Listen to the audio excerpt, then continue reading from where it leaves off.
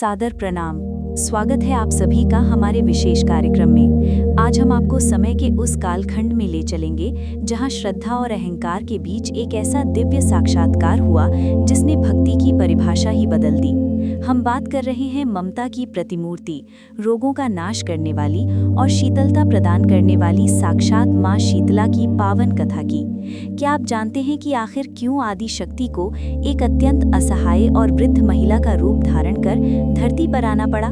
वो कौन सी परीक्षा थी जिसमें पूरा गांव असफल रहा, लेकिन एक अत्यंत निर्धन कुम्हारिन ने अपनी अटूट करुणा से साक्षात देवी का हृदय जीत लिया? आज की ये कथा सिर्फ एक कहानी नहीं, बल्कि उस अलौकिक रहस्य का द्वार है जो हमें बताती है कि क्यों माता रानी गधे की सवारी करती हैं और क्यों उनके हाथों में झाड़ू और नीम के पत्तों का दिव्य संगम है। इस कथा के पीछे छिपा है वो विधान जो आज भी लाखों घरों को चेचक, ज्वर और दुखों के ताप से मुक्त रखता है। तो आइए आज अपने व्यस्त जीवन से कुछ पल निकालकर श्रद्धा के दीप जलाएं और माता कृपा के इस सफर में माँ शीतला के उस चमत्कारी रूप के दर्शन करें जिसने एक जर्जर कुटिया को स्वर्ग बना दिया। इस रोमांचक और भावपूर्ण कथा को अंत तक देखें, क्योंकि यह आपके जीवन में भी शीतलता और सुख समृद्धि के नए मार्ग खोल सकती है। चलिए शुरू करते हैं माँ शीतला की ये अमर गाथा।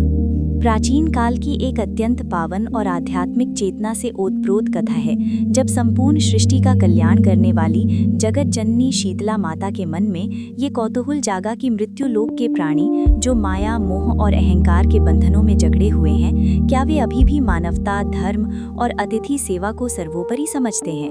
इसी सत्य की कठोर परीक्षा लेने हेतु माता ने एक अत्यंत वृद्ध, जर्जर, असहाय और दरिद्र महिला का रूप धारण किया। उनके बाल बिखरे हुए थे, वस्त्र फटे पुराने थे और हाथ में एक लाठी थी। इसी वेश में उन्होंने राजस्थान के ऐतिहासिक डूंगरी नामक गांव की सीमा में प्रवेश किया। माता लाठी टेकते हुए गांव की संकरी और धूल भरी गलियों से गुजर रही थी, किंतु उस समय गांव के लोग अपने भौतिक ऐश्वर्य, ऊंचे मकानों और दैनिक कार्यों के अहंकार में इतने डूबे थे कि किसी ने उस असहाय बूढ़ी महिला की ओर आंख उठाकर भी नहीं देखा। उस समय उस गांव में न तो माता का कोई पूजन स्थान था और न ही कोई उनके वास्तविक स्वरूप को पहचान पाने में सक्षम था। जब माता एक विशाल दुमंजिला मकान के नीचे से गुजर रही थी, तभी ऊपर रहने वाली एक संपन्न किंतु विवेकहीन महिला ने बिना देखे ही अपनी रसोई से उबले हुए चावलों का अत्यंत खौलता हुआ गर्म मांड यानी पानी नीचे गली में फेंक दिया। वो उबलता हुआ जल सीधा माता के सिर और कंधों पर जा गिरा। जल की तपिश इतनी तीव्र थी कि माता का कोमल दिव्य शरीर बुरी तरह झुलस गया और उनके पूरे बदन पर तत्काल लाल लाल बड़े फफोले उभर आए। असहनीय जलन और पीड़ा से व्याकुल होकर माता वहीं धूल में बैठकर विलाप करने लगी। वे करुण स्वर में पुकारने लगी, अरे गांव वालों, क्या इस गांव में कोई दयावान जीवित है जो मुझ लाचार बुढ़िया की रक्षा करे? मेरा रोम रोम अग्नि की भांति जल रहा है। कोई तो मुझ पर 2 बूंद ठंडा जल डालो, मेरी जलन शांत करो।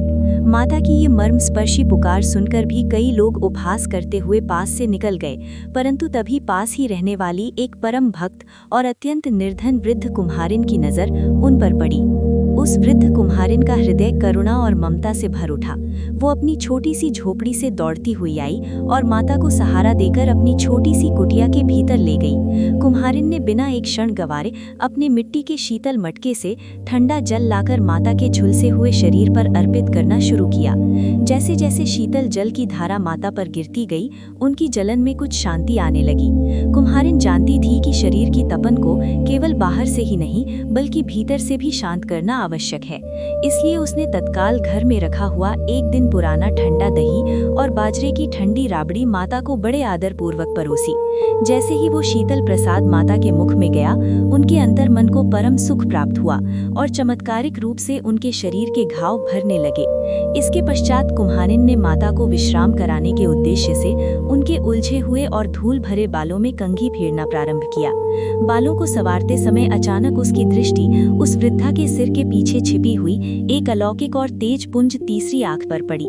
वो दृश्य इतना दिव्य और विस्मयकारी था कि कुम्हारिन भय के मारे थर थर कांपने लगी और पीछे हटकर हाथ जोड़कर खड़ी हो गई। उसकी व्याकुलता और निष्पाप पवित्रता देखकर माता ने अपनी मधुर और अलौकिक मुस्कान बिखेरी और कहा, पुत्री, भयभीत होने की तनिक भी आवश्यकता नहीं है। मैं कोई साधारण मानवी या कोई मायावी शक्ति नहीं, बल्कि स्वयं जगत को शीतलता और आरोग्य प्रदान करने वाली शीतला माता हूँ। मैं तुम्हारी सेवा, धैर्य और निस्वार्थ भक्ति की परीक्षा लेने इस मृत्यु लोक में आई थी, जिसमें तुम पूर्णतः सफल हुई हो। इतना कहते ही वो साधारण सी झोपड़ी एक दिव्य अलौकिक प्रकाश से जगमगा उठी और माता ने अपने वास्तविक चतुर्भुज स्वरूप में दर्शन दिए। उनके मस्तक पर चंद्रमा के समान दैदीप्यमान स्वर्ण मुकुट था, गले में बहुमूल्य रत्नों के हार थे और उनके चारों हाथों में स्वच्छता की प्रतीक झाड़ू, शीतल जल का कलश, औषधीय गुणों वाले नीम के पत्ते और एक डलिया सुशोभित थे। कुम्हारिन माता के इस भव्य, तेजस्वी और करुणामयी रूप को देखकर अपनी निर्धनता के कारण फूट फूट कर रोने लगी।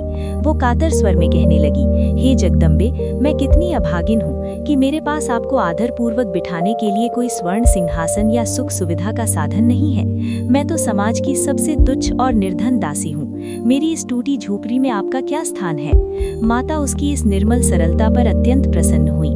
उन्होंने पास खड़े एक साधारण गधे को अपना दिव्य वाहन बनाया और स्वयं हाथ में झाड़ू थाम ली। माता ने उस छोटी सी झोपड़ी के भीतर स्वयं झाड़ू लगाना प्रारंभ किया।